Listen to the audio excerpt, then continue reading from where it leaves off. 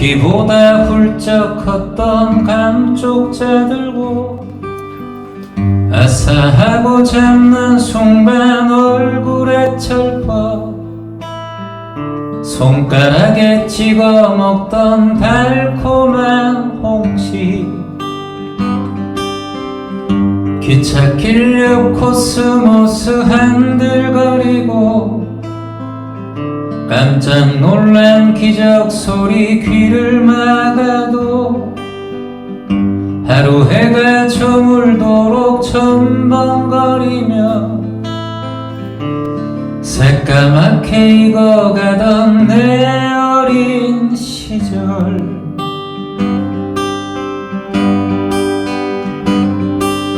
앞만 보고 달린 인생 남은 게 뭔지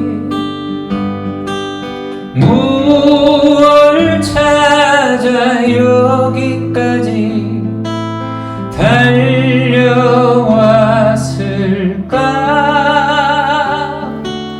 나이가 들어갈수록 그리워지는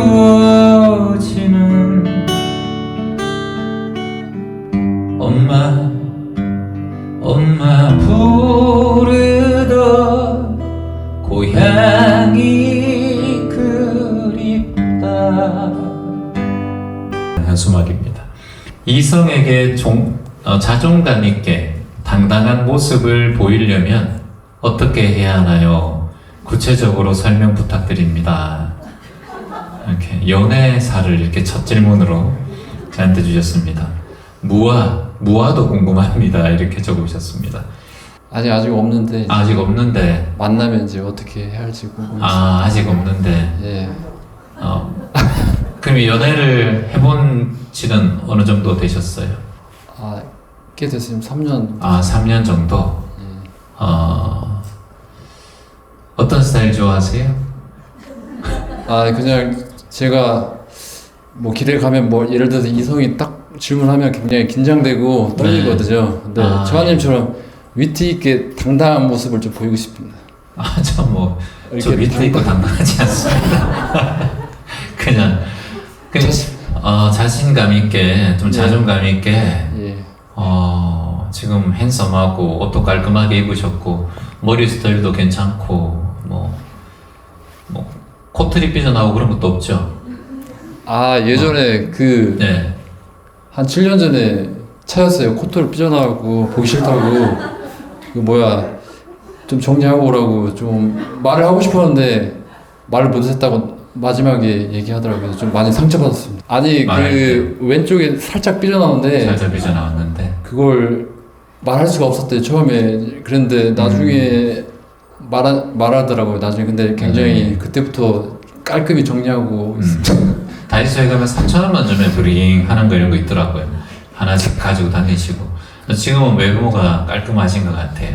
그때 이후로 좀 충격받아서 조금 이제 요즘에 많이 조금 가꾸려고 조금. 그러니까 사람이 충격을 받으니까 좀 배우는 게 있죠.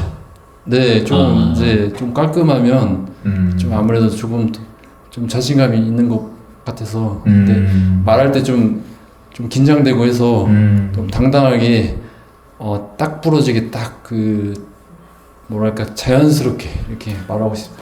사람이 마음에 드는 이성이 있을 때 보통 떨리지 않나요? 마음에 들지 않는 관심이 없는 이성한테는 말하는데 불편함이 없나요? 아니 다 모든 분들에게 그런가요? 관심 없는 이성은 아예 차단하죠. 말을 안 하죠. 말을 안 하고? 예, 무건하고. 무건합니다. 자, 그러면은 일단은 관심 있는 이성 앞에서 당당하게 모습을 보이려면 어떻게 해야 되나요? 그렇게 말씀하셨는데 일단은 이성이 자주 자신이 마음에 드는 이성이 앞에 나타나야 돼요. 자주 나타났어요, 최근에? 아직 나타나지 않았는데. 그래서 그게 안 되는 거예요. 그러니까 내가 눈이 높다는 거죠. 그러니까 그게 자주 나타나야 자신도 도전해보고 연습해보는데 내 앞에 이성이 자주 나타나보지 않으니까 아직까지 그게 연습되지 않았기 때문에 그게 떨리는 거죠. 나타나면. 그래서 일반적인 사람들한테, 가장 편안한 사람들한테도 말을 그렇게 잘하고 편안하게 하는 연습을 많이 하는 게 중요하거든요. 그래서 내가 마음에 드는 이성이 딱 나타났을 때 뭔가를 연습하려고 하면 힘드니까. 그러니까 뭐든지 많이 해보는 게 제일 좋아요. 많이 해보는 게. 저도 무대에서 이렇게 여러분들과 강연하고 이런 게 많이 해보니까 이걸 쉽게 하지. 여기 지금 오늘 MC 보는 분들도 항상 가면 1년에 한두 번밖에 안 해보니까 떨린단 말이죠, 그게. 자주 안 해보니까. 근데 이제 3년이 지나고 그랬으니까 더욱더 그게 익숙하지 않다 보니까 습관이 안 돼서 그래.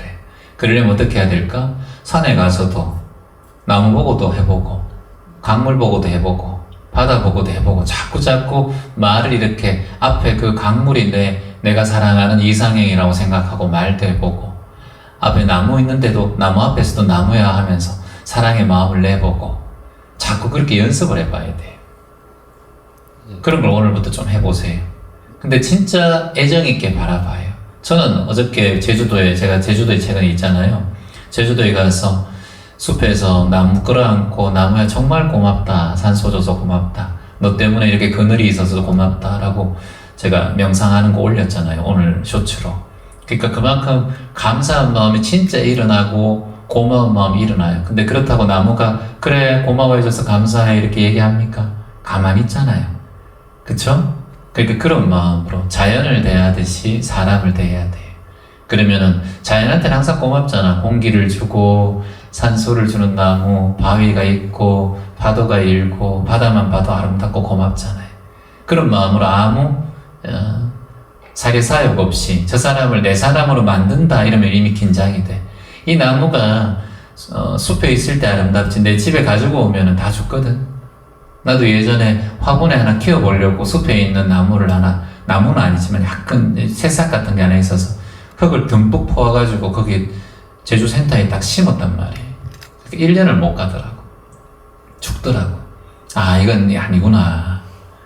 그리고 시장에서 5일장 서거든요. 거기 5일장 서는데 5일장에서 배추도 있고 상추도 있고 막 파도 팔고 막 그러더라고요. 그래서 그거를 한 3,000원치 4,000원에 샀어. 사니까 심어 놓으니까 2주 만에 서울 갔다 오니까 다 죽어 있더라고. 안 되더라고, 나는. 물론 집에서 키우는 거는 잘 되는데 이렇게 뭔가 산속에 있는 거를 가져오면 잘 안 되더라고. 그러면 이제 내가 욕심 없이 가서 보는 걸 감사하게 생각하고 산에 자주 가요, 그 대신. 그래서 저는 사람도 똑같다고 봐요. 그 사람을 내 걸로 만들고 그 사람이 나를 아끼고 사랑해줬으면 좋겠다. 그 사람이 예쁘고 본인이 마음에 드는 이상형이라면 그렇게 생각하고 다가가면 내가 떨리게 되어 있어요. 그리고 그게 성공이 잘 안 돼. 인연이라는 것은 내가 이 나무에도 감사하고 저 나무에도 감사하고 이 바위에도 한번 앉아보고 저 바위에도 한번 앉아보고 이렇게 편한 곳에 앉게 되거든. 그 사람도 똑같다고 봐요. 소통할 때 이 사람이 편하면 우리 질문자님에게 자꾸 연락이 가고 만나면 마음이 편안해지고 좋을 것 같은데 내가 먼저 그 사람을 내 걸로 만들겠다, 잘 보이겠다 이렇게 생각하면은 이미 마음이 들뜨고 내가 불안해지지. 그러니까 그럴 때는 자연을 바라보듯 그렇게 하면 좋은데 그게 잘 안 되지. 본인이 경험이 없으니까. 지금 3년이 지났으니까. 그래서 수시로 나무나 자연 같은 데 가면서 정말 애정어리게 세상을 바라보고 그렇게 바라보는 마음이 자꾸 커지면 선생님 옆에 있는 것만으로도 그 사람 마음이 편안해져요. 그러니까 촛불 하나가 1000년 동안 어두운 동굴을 그냥 순간 딱 밝히는 것처럼 선생님이 딱 가까이 가면 이 사람 옆에 있으니까 참 편안하다 이런 마음이 생기면 그거는 돈과 관계없고 어떤 거와 관계없이 선생님을 좋아하는 마음이 올라오죠. 숲속에 가면 여러분 마음 편안하지 않아요? 편안하고 바닷가에 앉아있으면 마음 편안하잖아요. 그 나무와 숲이 바다가 뭘 해줘서 편안한 게 아니거든. 그냥 있는 그대로 항상 그곳에 있어주니까 내가 가는 거거든. 그런 사람이 잘 없죠. 항상 변하죠. 우리는 항상 계산적이고 조금 그 사람에게 대해서 그 사람이 나에게 조금 응대해주지 않으면 탁 배척해버리니까. 그래서 오늘부터 사람을 대할 때 이 사람이 내 것든 내 사람이든 내 사람이 아니든 간에 그냥 마음을 내어서 대하고 그냥 있는 듯 없는 듯 선생님이 곧 자연처럼 그 사람에게 편안한 존재가 되어주면 사람들이 어떤 상황에도 선생님을 찾을 것 같은데 어떻게 생각하세요? 예, 맞습니다. 그 상대방을 모든 사람을 대할 때 진심으로 대하고 말씀 들으니까 굉장히 오늘 잘 왔다고 생각 드는 것 같습니다. 자존감이 많이 높아진 것 같습니다. 네, 자존감. 그러니까 선생님은 나무는 가만히 서 있으면서 자기가 자존감 높아지려고 노력하나요? 하지 않죠. 그냥 있잖아요. 작던 크던 옆나무하고 비교하지 않고 그냥 그 자리에서 묵묵히 있잖아요. 그래서 저는 그런 나무들을 보면서 많이 배우거든요.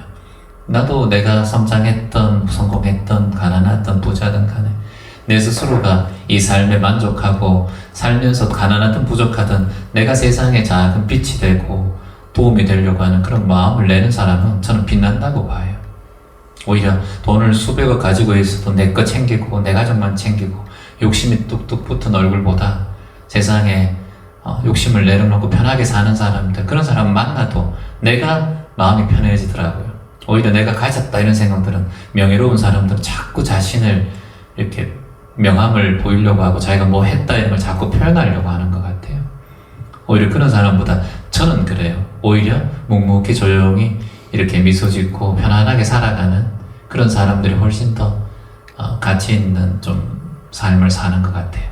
뭐 그렇다고 돈 많은 사람을 무시하는 건 아닌데 돈이 꼭 나쁜 것도 아니고 돈은 좋은 거니까 뭐 좋은 걸 할 수 있고 도울 수 있는 거니까 그래도 돈보다 성공보다 명예보다 그런 게 내 삶에 먼저 앞장서 있으면 사람을 만날 때 자꾸 주눅이 들어요.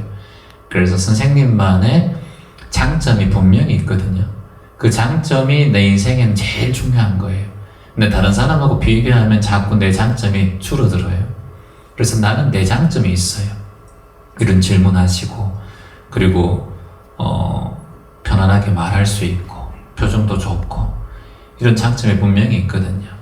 그래서 저는 자신의 장점을 잘 이해하고 받아들이고 누구와 비교하지 말고 내 스스로에 만족하는 마음, 자기 만족. 만족하는 순간 모든 행복은 시작된다고 하잖아요. 만족하는 순간. 그래서 지금 두 손 두 발 있고 말할 수 있고 얘기할 수 있고 이런 곳에 오실 수 있고 이런 자체에 대한 자신의 자존감, 만족감을 키우면 어디 가도 당당하지 않을까 이런 생각이 듭니다. 그리고 자꾸 자연에 가서 연습하시고 훈련은 좀 필요해요. 사람들 만날 때. 앞으로 나눔하고 베풀고 살겠습니다. 감사하는 마음으로 하루하루 감사합니다. 네, 고맙습니다. 감사합니다. 그 무아에 대해서 뭐 설명해 달라고 이렇게 하셨는데 그 무아라는 말 자체는 제법 무아의 준말인데 세상의 모든 법 현상들은 무아, 실체가 없다라는 그런 얘기예요. 이건 뭐냐 하면 사람들 간의 비교나 스스로 간의 그런 아상들, 상들 있잖아요. 부자든 가난하든 노숙인이든 누구든 간에 사람은 다 태어나고 늙어가고 병들고 죽어갑니다. 그러니까 고정불변한 존재는 아무도 없어요. 항상 변화하기 때문에 항상 겸손해야 됩니다. 이 자리에 있다가도 어느새 나락으로 갈 수 있고 그리고 또 어떤 상황이 아무리 내가 노숙인이라도 나보다 마음이 더 행복할 수도 있는 거예요. 그건 사람이 이 자본주의 자꾸 돈으로만 따지니까 위아래가 낮춰지는데 사람의 마음으로 따지면 그 사람의 마음이 저보다 더 태평양일 수도 있거든요. 편안할 수 있어요. 그래서 실체를 자꾸 보면 이 사람의 보기와 그 사람의 재산, 얼굴, 외모 이런 것만 자꾸 보면서 아상에 휘둘려 있으면 삶이 괴로워집니다. 근데 이제 제법 무아란 말은 실체가 없다라는 거거든요. 아는 나자고 무는 없을무니까 나라는 실체가 없다 이 말이에요. 그러니까 나는 고정되어 있는 존재가 아니기 때문에 나도 변하고 여러분도 변하고 세상 모든 것이 변하잖아요. 그게 무상하다 이렇게 얘기하잖아요. 상은 항상할 상자고 무는 없을 무자니까 항상함이 없다는 거거든. 그러니까 세상에 당신이 아무리 돈이 많고 아무리 잘생겨도 나이 들면 다 늙어가고 병들어가고 죽어가는데 뭘 그렇게 뭐 어깨에 힘 놓고 다니냐. 사실 다 똑같아 인간은. 이렇게 보면 이 인간 자체가 매 순간 바뀌기 때문에 무상하고 무하다 이렇게 얘기해요. 실체가 없다. 그러니까 지금 선생님이 질문하신 분이 저 생각을 하시지만 이 저 생각도 또 곧 변해요. 변하니까 자꾸 변하는 거니까 너무 생각에 집착하지 말고 내 외모에 집착하지 말고 내 위치나 성공이나 내 삶에 대한 어떤 집착심을 좀 내려놓는 게 좋습니다. 무아를 알면, 무상을 알면 마음이 좀 편안해져요. 그래서 성인께서는 세 가지를 진리로 꼭 기억해라 그랬어요. 따라해볼까요? 첫 번째가 재행무상, 두 번째가 재법무아, 세 번째가 일체계고, 네 번째가 오음성고, 그리고 다섯 번째가 열반적정 이렇게 얘기하거든요. 예. 뭐 마지막 두 개는 좀 어려워서 패스하고, 첫 번째 이제 무상하다. 이건 너 지금 성공하고 떡떡거리고 다니지 마. 세상 무상해. 삶에는 정답이 없어. 우리 무유정법이라고 그러잖아요. 답이 없는 거야. 항상 겸손하게 살아야 돼. 이게 이제 재행무상의 진리 속에 있는 말이고, 재법무아는 너 지금 실체가 없어. 예쁘고 해도 다 나이 들면 다 똑같아. 너 재산 다 갖고도 실체가 없어. 언제 사라질지 몰라. 그리고 내가 지금 내 마음 아무리 이렇게 아상 있게 세워봐도 결국은 흘러가는 마음이잖아요. 마음이 매 순간 변합니다. 그리고 이제 일체계고는 이제 우리가 영원한 게 없으니까 고통스러운 거예요.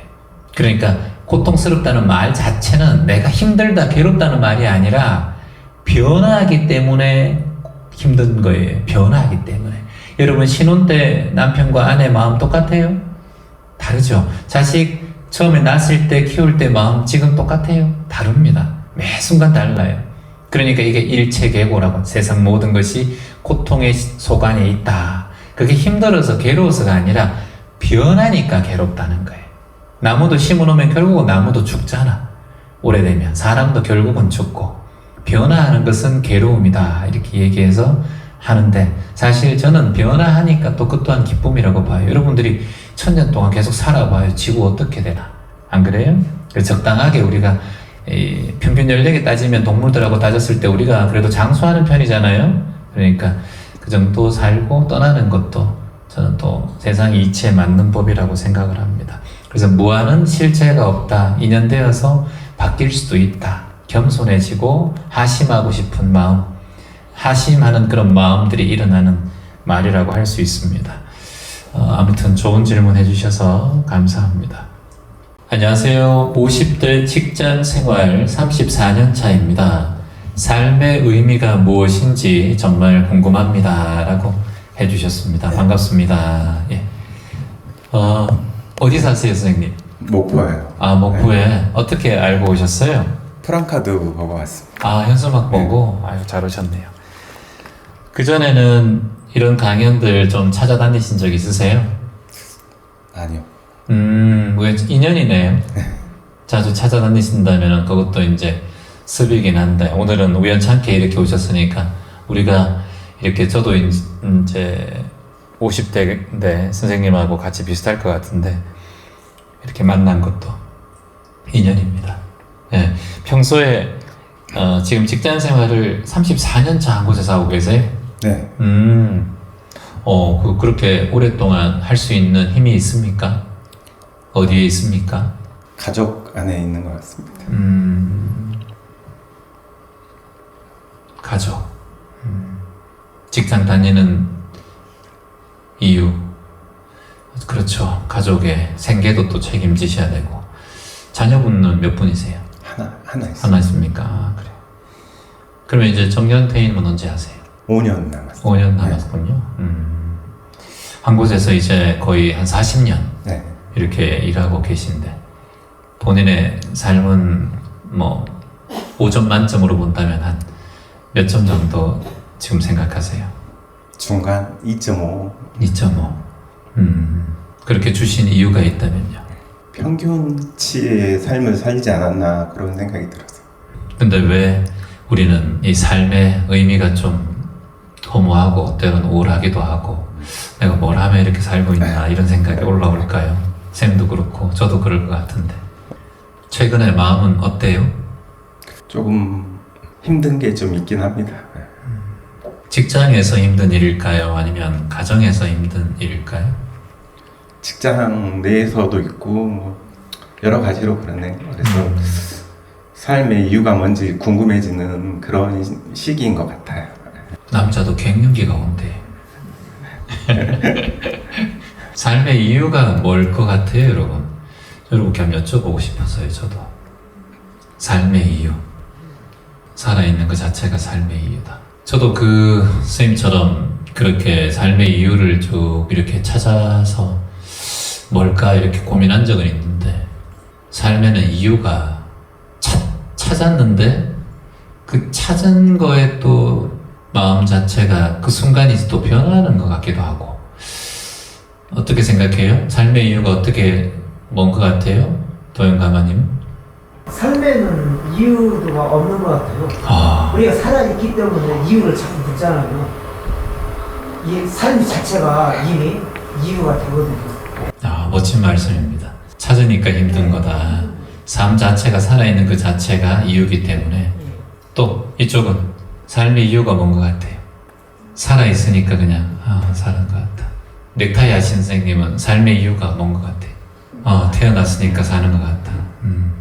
삶의 이유를 자꾸 찾고 이렇게 할 때는 이제 내 마음을 돌보라는 시절 인연이 온 것 같다. 나는 이렇게 봅니다. 그래서 마음을 좀 돌보고 챙겨라라는 그런 시절 인연이 나에게 왔구나 하는 그 정도만 받아들이면 좋을 것 같고, 아까 우리 도영가마께서도 말씀하셨지만 삶이 살아있는 것 자체가 이유이기 때문에 거기에 이유를 더 붙일 게 없다, 이런 말씀도 저도 사실 공감하는 말이기도 합니다. 가장 중요한 것은 내가 지금 어떤 고민을 잡고 있느냐, 그걸로 인해서 삶의 의미가 생기기도 하고 삶의 의미가 사라지기도 하거든요. 선생님의 고민이 가장 중요합니다. 삶의 이유가 뭘까요? 그렇게 하면 좀 막연한 질문이에요. 그러면 저도 막연하게 삶엔 답이 없어요, 그냥 사세요, 이렇게 얘기할 수밖에 없는데, 디테일하게 어떤 걸 말씀해 주시면은, 마음에 걸리는 어떤 문제를 말씀해 주시면은 거기에 대해서는 좀 소통하는 게 편하죠. 가장 최근에 건강은 괜찮아요? 네. 건강 괜찮고 직장은 아직까지 6년 정도 남았고. 네. 5년 남았고. 5년 남았고. 자식은 이제 독립하셨어요? 아직 학생이에요. 학생이고. 세세한 그런 내용이 저도 감이 안 와요. 딱히 뭐라고 이렇게 집어서 얘기하기는 좀 눈에 보이는 것 있는데 그게 전부는 아닌 것 같기도 하고, 감을 잡을 수 없어서 그렇게 얘기를 한 거고, 주위에서 이제 분들도 그렇게 해요. 그냥 사는 거지, 그게 이유지 뭘, 그렇게 얘기들을 많이 하시는데 그게 도움이 별로 안 되는 것 같아서. 저도 그런 생각을, 주변의 사람들이 그냥 살면 되지, 야 사는 거 그냥 사는 거야, 부모님이 80대 90대 때 보신 분은 그냥 사는 거야, 이렇게 얘기하는데 저도 그게 잘 이해가 안 됐어요. 그래서 저는 이 마음 공부를 시작했어요. 마음 공부를 하다 보니까 내 삶의 이유를 저는 찾았어요. 근데 제 개인적인 의견이고 제 상이기 때문에 이거를 다 대중적으로는 말할 수는 없는데, 저는 어릴 적부터 혼자, 12살 때부터 어릴 적에 혼자 살다 보니까 외로움을 되게 많이 탔어요. 그래서 외로움에 대한 마음, 감정을 좀 해체하기 위해서 노력한 것 같아요. 그리고 혼자 있다 보니까 어릴 때부터 두려움도 많이 생겼어요. 어디 가면 막 떨리고, 막 사람들 앞에 서면 떨리고 두렵고, 그런 마음이 자꾸 올라왔어요. 그러다 보니까 이걸 어떻게 하면 해소할 수 있을까? 산에 가서 소리 질러도 보고, 밤에 동동묘지 옆에 앉아있어 보기도 하고, 많은 것들을 도전해 봤는데도 이 두려움과 이게 잘 사라지지 않더라고요. 그래서 내 마음을 내가 마음대로 하지 못하는 걸 깨달았어요. 그러니까 내 마음인데, 내 마음이라고 하잖아요. 내 거잖아요. 자, 내 물건이 여기 있어요. 그럼 내가 여기 던지면 여기 가고, 당기면 여기 오고, 내 손이잖아요. 당기면 여기 오고, 밀면 가야 되잖아. 주머니고 이렇게 딱 잡고 싶으면 잡을 수 있고, 놓고 싶으면 놔야 되잖아. 이게 내 거잖아. 근데 왜 마음은 그게 안 되냐는 거예요. 아니, 내 마음인데, 내 건데, 왜 내가 내 마음을 왜 못하는 거냐, 쥐락펴락 못하는 거냐고. 이유가 있을 거 아니에요. 아니 내가 눈을 깜짝거리고 싶으면 깜짝거리면 되고, 자 근데 내 위장인데 그렇게 내가 생각하니까 이 마음이 도대체 뭔지 궁금한 거예요. 아니 마음을 내 맘대로 못하니까 힘든 거예요. 난 두렵고 싶지 않거든. 근데 두려움이 자꾸 올라와. 아니 나는 부끄럽지 않고 뭐 예쁜, 아까 남성분 말씀하셨지만 아름다운 여성 앞에서 이성 앞에서 자신 있게 당당하게 얘기하고 싶은데 왜 나는 자꾸 부끄럽고 말이 안 나오고 떨릴까? 왜 내가 이렇게 작용을 하는 거냐고. 자꾸 왜 그러는 거라고. 자꾸 난데 내 돈 내가 쓸 수 있잖아. 그렇게 생각하니까 이 마음을 공부해야 되겠다는 생각이 드는 거예요.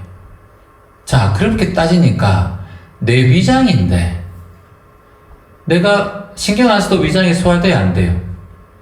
소화되죠? 눈 깜짝거리기, 눈 깜짝깜짝 하는 거 이거 내가 신경 안 써도 자동으로 돼야 안 돼요, 여러분? 돼요. 자동으로 여러분들이 혈액이 돌아가요, 안 돌아가요? 돌아가요. 신진대사가 이루어지죠? 그 자율신경계라고 하거든, 그걸. 자율적으로 내가 움직인단 말이지. 내가 신경을 안 써도. 그러면 내가 소화가 안 될 때가 있단 말이죠. 소화가 안 될 때. 그때는 언제냐? 내가 아무리 자율신경계가 소화를 시키려고 했는데 소화가 안 돼. 그러면 뭔가 문제가 있는 거잖아. 그때를 곰곰이 살펴보니까, 몸을 살펴보니까 스트레스를 받든가 마음이 쓰이든가 이럴 때 소화가 안 되더라고요. 그리고 피곤해지고 머리가 아프기 시작하고, 그러면 이게 마음에 연관관계가 있다는 거예요. 그래서 시작한 게 마음 공부이잖아. 근데 마음 공부를 하다 보니까 마음을 내 멋대로 못하는 것이 있다는 걸 깨달았어요. 내가 현재의식으로는 내 멋대로 내 마음의 감정을 할 수 있는데, 야, 너 우리 사랑해, 보고 싶다 얘기할 수 있는데 내 무의식에서 저 사람을 사랑 안 해. 근데 자꾸 사랑해라고 말해야 된다는 생각이 들고, 이 사람을 고마워해야 된다고 생각해도 감사 안 한대, 인생이. 자꾸 감사해라 그래. 이렇게 뭔가 부딪히는 게 일어나는 거예요. 그게 무의식이더라니까요. 내 무의식 깊숙이 나도 이해하지 못하는 뭔가가 있다라는 걸 저는 느꼈어요. 그래서 이 무의식을 내가 원하는 대로 좀 쥐락펴락하고 싶은 거예요. 그래서 그걸 무의식의 발현 또는 잠재의식의 발현, 잠재의식의 개발, 이런 걸 보게 된 거죠. 근데 따지고 보니까 그거를 개발하고 좋아지게 만들고 치유하는 그런 방법들이 여러 가지가 있더군요. 그 중에서 가장 효과를 많이 본 게 두 가지인데, 첫 번째가 내가 나에게 말을 하는 거예요. 자꾸. 건강하게 괜찮아. 소화 잘 될 수 있어. 말하는 거예요. 아까 저 선생님 첫 번째 질문하신 분한테 제가 말하라 그랬잖아요. 산소에 가서 자꾸 말하라. 저는 한 번도 어릴 적에 너는 잘할 수 있어. 자존감이 있는 애야. 넌 두려움이 없는 애야. 용기 있는 애야. 이런 말 들어본 적이 없거든요. 그 누구한테도 잘 들어본 적이 없어요. 들어보지 못했기 때문에 저는 그걸 내 무의식에 하나도 없는 것 같아요. 그래서 항상 두려움이 많았던 것 같아요. 눈치를 보고. 그래서 그걸 말하기 시작했어요. 거울을 보면서. 넌 괜찮아. 잘하고 있어. 이런 말들을 계속해서 10년, 20년 반복하다 보니까 내 마음의 무의식이 바뀌더라고요. 그게 제가 지금 여러분에게 말씀드리고 있는 명상, 귀점 명상이거든요. 그것 때문에 귀점 명상을 만든 거거든요. 똑같은 긍정적인 말을 계속 내 귀에 들려주는 거. 계속해서. 들려주다 보면 내 무의식이 바뀌더라니까요. 그래서 선생님께서는 내 마음을 움직일 수 있는 주인으로 살아가는 게 지금 중요한데, 내 마음을 내 마음대로 못하니까 이게 잘못 가면 또 우울해질 수도 있고, 또 삶에 또 의미가 없으면 갱년기처럼 또 우울증이 올 수도 있어요. 그래서 저는 끊임없이 자신에 대한 자존감을 올리는 말과, 자기가 하기 싫으면 명상이나 이런 걸 화근들을 자꾸 귀에 들려주고 본인에게 해야 됩니다. 저는 그렇게 보거든요. 자, 여러분들이 휴대폰 계속 보면 눈이 멍해지고 가까이 있는 것도 잘 안 보이죠? 네. 그럴 때 어떻게 해줘야 돼요? 휴대폰은 꺼야 됩니다. 그리고 멀리 바라봐야 돼요. 그때 눈이 좀 시원해져요. 계속 바라보면 눈이 멍해집니다. 선생님도 지금 우울한 마음, 삶의 의미가 뭐지? 이런 마음이 자꾸 올라올 때 그 마음에 집착하고 있는 상태예요. 그 마음을 자연이나 다른 방향으로 멀리 돌려주는 게 저는 중요하다고 봐요. 그래서 자꾸 자연 속으로 가고, 그리고 내가 지금 삶의 의미에 대해서 자꾸 떠오를 때마다 나에게 지금까지 잘 살아왔어 나야, 너 참 수고했어, 고생했다 그동안, 자식 키우고 아내에게 가족을 위해서 최선을 다하고. 아까 질문했을 때도 그랬잖아요. 왜 그렇게 열심히 살아요? 가족이 딱 말이 나오잖아요. 사실 선생님이 제일 행복해야 돼. 선생님이 가장 중요합니다. 그 안에, 그 뒤에 자식도 있고 아내도 있는 거예요. 보통 남자들이 그런 마음이 많은데 저는 그게 반대합니다. 일본 사람들 있죠. 일본 남자들이 자살률이 진짜 높아요. 한국 남자들도 여성보다 자살률이 2배 높습니다. 대한민국에. 그러니까 남자가 20명 스스로 삶을 마감하면 여성은 10명 정도예요. 책임감 때문에. 일본 사람들은 책임감이 더 강합니다. 일본 사람들은 자살률 되게 높잖아요. 높은데 지금 많이 좋아졌지만 아빠가 남편이 왜 돌아가시는지도 몰라. 얘기를 안 하고 삶을 마감해요. 그게 뭔가의 그 사무라이 정신인지 모르겠지만 거기에 저는 무의식이 깔려있다고 보거든요. 대한민국 사람도 가부장적인 그런 이 무의식이 많아가지고 책임감이 되게 많아요. 저는 그걸 좀 가볍게 하셨으면 좋겠어요. 내 인생이 뭔지, 내 인생이. 내가 편안해야 아내와 자식도 편안한 거지. 내가 희생을 하고 있는 모습으로 가정의 모습, 아빠의 모습, 남편의 모습을 아내와 자식과 다른 사람이 바라봤을 때 여러분 좋아할까요? 좋아하세요? 그런 거? 그냥 일만 계속하고 조용하고 회사만 다니고 남편이 삶에 대해서 별로 의욕이 없고 계속 약간 회의감이 느껴지는 그런 마음이란 말이죠. 그게 좋습니까, 여러분? 안 좋습니다. 가족이 다 싫어해요, 그거는. 그래서 저는 가족이 원하는 것. 그래서 선생님도 지금 가족을 위해서 살았다 그랬잖아, 40년 동안. 그러니까 가족이 가장 위하는 건 가족이 원하는 게 뭔지 먼저 본인이 알아야 돼. 가족이 원하는 거는 남편과 아빠와 건강하게 오랫동안 마음 편하게 잘 사는 게 중요한 거예요. 그게 가장 선생님의 선두의 삶의 목표가 돼야 돼요. 정년 퇴임을 제대로 그때까지 건강하고 오래 살아야 되고 뭐 그때까지 안 잘리고 있는 그게 중요한 게 아니라 지금이라도 내 건강 챙기고 내 취미생활하고 언제 잘려도 괜찮아. 지금 버는 거 가지고 살 수 있잖아. 좀 적게 먹으면 되지. 그런 마음으로 아빠 나 인생 살게. 아빠도 좀 쉬면서 살게. 뭐 회사 5년 남았지만 야 언제 잘릴지 모르지만 나도 좀 편하게 살게. 그동안 고생했잖아. 우리 아들 우리 딸 좀 이해해줘. 이렇게 좀 대차게 딱 나가면 아빠가 자신의 인생을 살고 있네. 자식도 오히려 더 자존감도 생기고 아빠도 제 인생 사는 것 같아서 여보 그래 살아요. 아내가 여보 계속 이래야 돼 이렇게 얘기합니까 혹시? 눈물도 질질 흘리고 계속 말이야. 그렇게 하는 거 아니죠? 예. 아내가 계속 바가지 긁어요? 아니. 그래 그렇게 할 상이 아니야 선생님. 그래서 아내도 걱정 많이 하고 그렇게 한단 말이지. 딱 봐도 그런데 선생님이 뭐 점잖고 그런데 누가 그렇게 바가지를 긁겠어요. 선생님이 조용하고 그냥 꼭 필요한 말 아니면 안 하시고 집에서 묵묵하게 자신 일만 하고 하는데 아빠와 남편이 자꾸 나이가 들어갈수록 에너지가 우리가 자꾸 없잖아. 힘이 빠지잖아. 근데 예전에 우리가 20대, 30대 그때 회사 들어갔을 때 그때 에너지가 있나? 없지. 그 선생님은 본인에 대한 사랑하는 마음과 본인을 아낄 줄 몰라요. 지금 습이 안 돼서 평생 가족만 보고 살아놓으니까 그게 습이 되나? 그럴 때에서 가족이 얘기해 줘야 되거든 사실. 이런 얘기를 내가 하는 게 아니라 제가 하는 게 아니라 가족의 아내가 해줘야 되고 자식이 해줘야 되거든 사실 아빠한테. 근데 그렇게 하는 사람이 없어요. 왜냐하면 가족도 그런 걸 느껴보지도 못하고 항상 그냥 아빠는 그 존재, 항상 거기 있어야 되는 존재로 바라보고 아빠한테 그냥 그게 아빠의 삶이니까 그렇게 당연하지 이렇게 바라본다니까 또 자식들도. 그거 아니에요. 나이가 들수록 마음도 약해지고 몸도 에너지가 없는데 그럴 때일수록 가족들 모아놓고 요즘에 아빠가 좀 힘들다. 여보 요즘에 에너지가 좀 딸리고 있는데 마음도 좀 힘드네. 내가 아직 내 삶을 위해서 좀 공부도 하고 나를 위해서 여유를 좀 가져보도록 좀 해볼게. 이해해 줄 수 있겠나 이렇게 물어보고 여보 그래야지 그동안 얼마나 고생했어요. 이게 공감대가 형성되면 그때 또 하나의 시너지가 생겨서 내 삶에 힘이 난다니까요. 그러면 내가 30년, 40년 앞만 보고 달려온 그 나한테 힘이 생기는 거거든. 내가 30년, 40년 동안 이바지해주고 내 몸을 바쳐온 그 사람들이 핵심적인 구성원이 나를 인정해주고 받쳐주면 목숨이라도 바치는 게 어찌 보면 우리 인생 아닙니까? 여러분도 오늘 선생님의 질문에 조금 더 마음에 닿으셔서 여러분 주변의 배우자나 자식들한테도 그래요. 자식들도 하나만 보면서 막 달려가고 있는 아이들, 뭐 입시를 위해서, 취직을 위해서, 인간관계를 위해서, 근데 충분히 잘 살고 있다. 너 지금까지 얼마나 고생했노? 괜찮다. 잘하고 있다. 괜찮다. 응원할게. 내가 항상 옆에 있을게. 힘들면 얘기해라.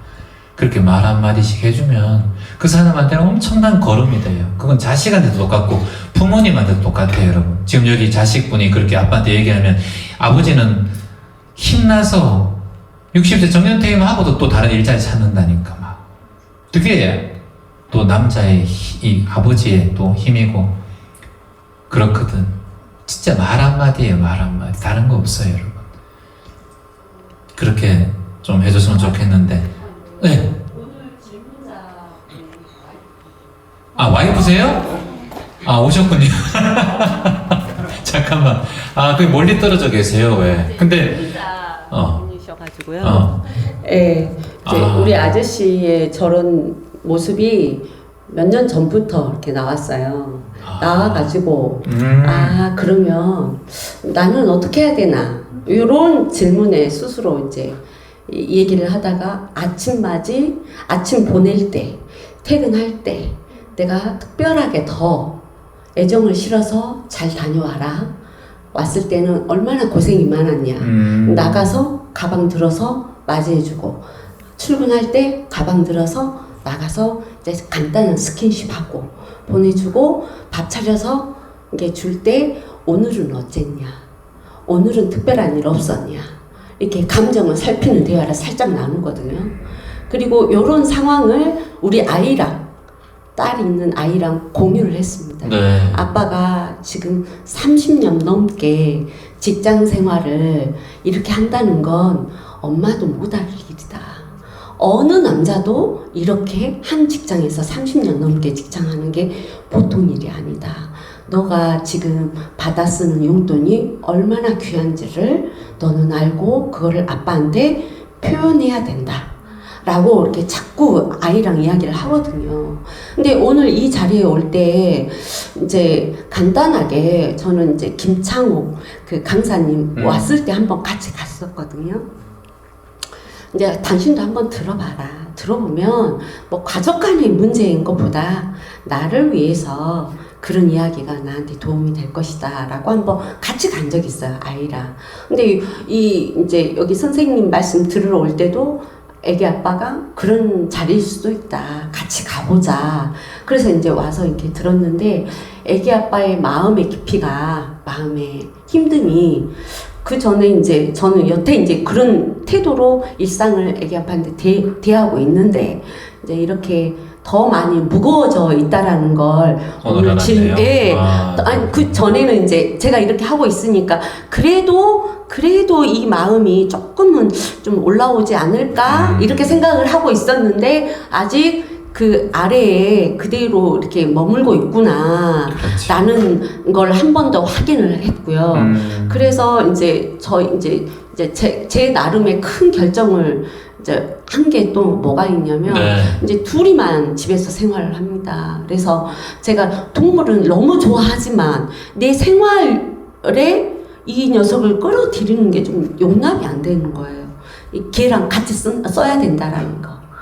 그래서 안 된다고 이렇게 생각을 했는데 남편이 개를 키우고 싶어 하셨는데 예. 그러니까 본인은 반대하시고 그렇죠. 그런데 이제 그 마음이 이제 요 시기에 드러난 거예요. 걔라도 키웠으면 어쩔까. 그래서 나는 내 생활 이불도 얘랑 공유하기 싫고 쇼파도 나는 얘랑 공유하기 동물을 너무 좋아하는데 그래서 이번에 결정을 했어요. 목요일 날 데려오기로 했거든요. 잘했어요. 예, 이건 저를 위해서가 아니라 전적으로 애기 아빠를 위해서 그리고 내 귀한 신랑을 위해서 결정을 한 겁니다. 박수 한번 쳐주세요. 이 자리를 빌어서 애기 아빠가 조금 더 힘을 내고 자기만의 시간을 잘 만들어서 행복한 생활을 했으면 좋겠습니다. 아, 그래요. 아이고. 네. 우리 남편분, 마지막으로, 네. 오늘 강의 이렇게 듣고 있고, 아내분도 이렇게 말씀하셨는데, 말씀 한번 부탁드립니다. 좋은 인연인 것 같고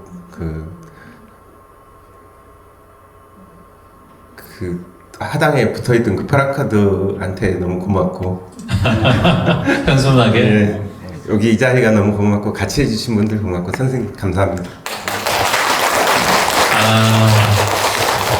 아이고 참. 그 약간 이제 50대 남자도 이렇게 감정이 그때가 좀 많이 왔다 갔다 해요. 지금 이제 요 봄에 또 터키도 하고 그러니까 오늘 이렇게 잘 오신 것 같아요. 오늘 오셔가지고 그 제가 하는 내용 중에서 저희는 막 이렇게 웃기고 막 그런 거보다는 좀 신중하게 내 마음을 돌아보는 그런 시간을 가지는 게 이따가 명상을 마무리 때 할 거거든요. 그때 이제 같이 함께 명상을 오늘부터 좀 해보시면 좋지 않을까. 요즘에 정신과나 이런 데 가도 약 주시면서 다 명상을 하라고 해요. 그래서 명상은 종교와 관계없어요. 저도 종교가 있는 게 있어서 이렇게 옷을 입는 게 아니라 명상을 할 때 옷이 편하기 때문에 이 바지를 이렇게 입고 하는데 양반다리를 하니까 그래서 명상을 여러분들 잘 아시다시피 빌 게이츠, 마크 저커버그, 오프라 윈프리 이런 위인들도 명상을 굉장히 많이 하시거든요. 그래서 오늘 명상을 입문하는 그런 과정의 시작이다라고 생각하면 어떨까. 그냥 5분 정도만 하루에 아침 저녁으로 도움이 많이 됩니다. 그래서 그냥 제 이름이 채환이거든요. 그냥 채환 5분 명상, 아침이면 채환 아침 명상 이렇게 치면 5분 10분이에요. 그냥 틀어놓고 소파에 앉아도 괜찮아요. 그러니까 오늘 여기 오셔서 제 강의를 듣고 난 다음에 그걸 들으시면 훨씬 더 몸에 도움이 될 거예요. 정신하고 그냥 구독자로 듣는 게 아니라 오셨기 때문에. 그래서 그걸 실천을 꼭 해보시기를 바랍니다. 저는 여기에 수없이 많은 사람들을 60만 명뿐만 아니라 수없이 많은 분들을 만나고 있잖아요. 전국에. 근데 명상으로 자신의 마음과 외로움, 우울증 또는 갱년기 이런 걸 극복하신 분들을 너무나 많이 봤기 때문에 30년 먹은 정신과 약을 끊으신 분도 많고 불면증에 있던 분들도 좋아지고 그러니까 이건 돈이 드는 게 아니잖아요. 집에서 틀어놓고 들으면 되는 거니까 어디 갈 필요 없이. 그래서 오늘부터 꼭 했으면 좋겠다. 오늘 밤부터라도. 응? 네. 박수 한번 주십시오. 네. 너무 모두 감사해서 이 노래를 만들었습니다. 살면서 알게는 될까 변하지 않는 것이 없단 걸 세월 가면 그땐 알게 될까 위에 만들어줬어 많은 비전 많은 감동 단 하나도 없네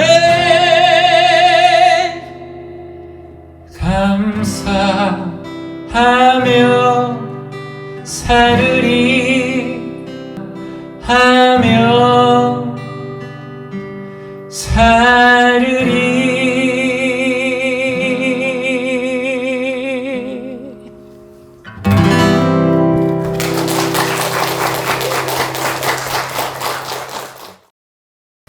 네. 지금 제 나이 50대 중반, 중간에 쉼없이 앞만 보고 달려왔는데 되돌아보니 남는 게 없네요. 번아웃 같은 게 온 것 같은데 어떻게 잘 이겨낼 수 있을까요? 언제 번아웃이 오신 것 같아요? 저 같은 경우는 20대부터 30, 50대 중반까지 한 번도 일을 쉬어본 적이 없고요. 지금 50 들어서서 5년 동안 쓰리잡을 했고요. 쓰리잡을? 예, 그래서 하다 보니 체력적으로도 있었고 스트레스로 인해서 위험의 순간도 넘겼었고요. 근데 이제 스트레스가 쌓여서 병원에서는 한 번 더 이렇게 오면 어떻게 될지 모른다. 이제는 내려놓을 거 내려놔라 이야기하셨고, 근데 제 스스로가 목표가 있다 보니, 제가 욕심이 있다 보니 계속 그거를 향해서 갔던 거고요. 근데 제가 가장 힘든 게 제가 경제적인 부분들 있었고, 저희 친정집이 아빠가 치매세요.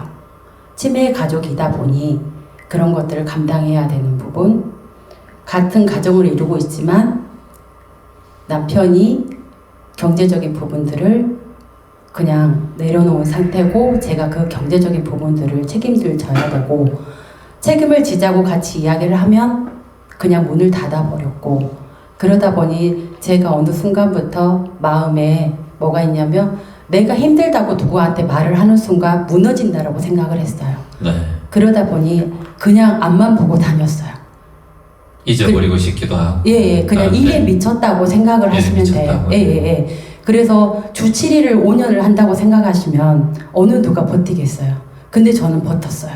아버지가 응급실에 들어가셨고 3달을 병원에 계셨어도 제가 간호를 하면서 밤에 간호를 하고 일을 하고 간호를 하고, 왜? 아버지를 감당할 사람이 없으니까 저한테 하다 보니 그것까지도 하게 되더라고요. 그러니까 미쳤다 했죠. 사람들이 어떻게 그렇게 하냐. 일을 하고 저녁에 가서 간병하고 아침에 출근하고 또 다른 일을 하고, 그러다 보니 지금 와서는 다 놓고 싶다라는 생각을 들었고, 아침에 눈이 찌는 게 싫었어요. 정말 밤에 잠자듯이 데려가 주세요. 매일 주문이 그거예요. 저 잠자듯이 데려가 주세요. 제가 어떤 선택을 하기 전에 그냥 잠자듯이 가게 해주세요가 제 기도 제목이에요. 현재로서는. 너무 힘들, 예, 지금도. 그러니까 아침에 눈을 뜨면 오늘 하루를 또 어떻게 살아야 되지? 또 어떤 마음으로 살아야 되지? 근데 너무 미안한 게 제 직업이 아이들과 함께하는 직업입니다. 그러다 보니 애들한테 너무 미안한 거예요. 제 마음은 이거 아닌데 앞에서 애들한테 어머 이게 행복해하는 모습을 보여야 된다는 게 위선이잖아요. 어떻게 보면. 근데 그 위선을 계속 깔고 가는 거예요. 내 생계이다 보니. 그러면 일이 끝나고 나면 오늘 또 위선을 저한테 죄를 지는 거죠. 제 스스로한테. 이거 아니잖아. 또 저녁에 가면 저녁에 자면서 잠자듯이 가게 해주세요. 또 그러고 매일 그렇게 살고 있어요. 지금 저는. 잠자듯이 가는 게 가장 큰 좋은 죽음인데 그 좋은 죽음을 자꾸 빌고 있네. 네. 저도 모르게 그렇게 돼요. 왜냐면 눈을 뜨면 치매인 아버지와 간병을 해야 되고, 그러게. 제 가정에 얼마나 고통스러우면 그런 기도를 자꾸 생활을 감당을 해야 되고, 매일매일 생활과 그거를 하니까 제가 기차를 타고 오는데 제가 얼마 만에, 그러니까 지금 어디서 오셨어요? 광주에서 왔는데 여행이라고 오늘 해본 적이 없어요. 오늘 여권을 여행하시네. 바꿔야 되는데 10년 동안 새 것 그대로예요. 한 번도 가본 적이 없으니까. 그 본인이 그렇게 삶을 살아왔는데 죽고 싶다고 자꾸 기도를 해요. 그러니까 그게 참 아이러니한 게, 지금 그렇게 사는 사람은 쉽게 죽을 사람이 아닌데 근데 대단한데 제가 볼 때는 근데 그냥 어떤 싫었어요. 상황에도 살아남을 사람. 그 본인의 그 기도라는 것은 내가 해주십시오 이건 기도가 아니에요. 바치는 기도를 하셔야 진짜 들어주십니다. 저는 종교는 바치는 기도를 하세요. 하나님, 제 목숨은 하나님 거니까 하나님이 알아서 하세요. 저는 이렇게 살다가 어떻게 죽을지 모르겠지만 죽게 해주세요. 가게 해주세요. 그거는 기도 안 들어줍니다. 그러게요. 그러더라고요. 그러니까 바치는 기도 하세요. 바치는 기도. 본인의 삶을 그렇게 열심히 살아오고 힘들게 살아왔는데 왜 자꾸 죽으려고 해요? 어떤 고통도 다 이기고 지금 감당하는 게 너무 많다 보니 이 감당을 누구한테 나누고도 싶어요. 나 힘들어. 나 이제 그만하고 싶어 라는 말을 했었어요. 근데 어느 누구도 그거에 귀담아 들어주질 않았어요. 그게 너무 힘든 거예요. 한 번만 나 힘들어라고 말을 했을 때 너는 언제나 그 자리에 있어야 되고 가족들이? 언제나 그 일을 해야 되고 다른 가족들은 해줄 사람이 없어요? 네. 가족이 있기는 하나 아버지를 감당할 사람이 치매이다 보니 엄마가 있어도 제가 해야 되고 엄마가 있는데 본인이 해야 돼요? 엄마가 감당을 못 하세요. 아버지가 자기가 이제 치매 환자의 가족들은 그 마음을 알 거예요. 네. 요양원도 받아주지 않아요. 안 받아주고? 안 받아주세요. 저도 사정을 했어요. 안 받아주세요. 가족도 저 애 아빠도 나 힘들다고 생활적인 부분에도 좀 도움을 달라고 했을 때 자식이 있으세요? 자식이 있어요. 아들 둘이가 있지만 그 아들조차도 힘들다는 말을 한 번도 해본 적이 없어요. 지금까지. 28, 25이지만 제가 힘들다는 말을 하면 무너질 것 같아서. 종교는 뭐예요? 기독교입니다.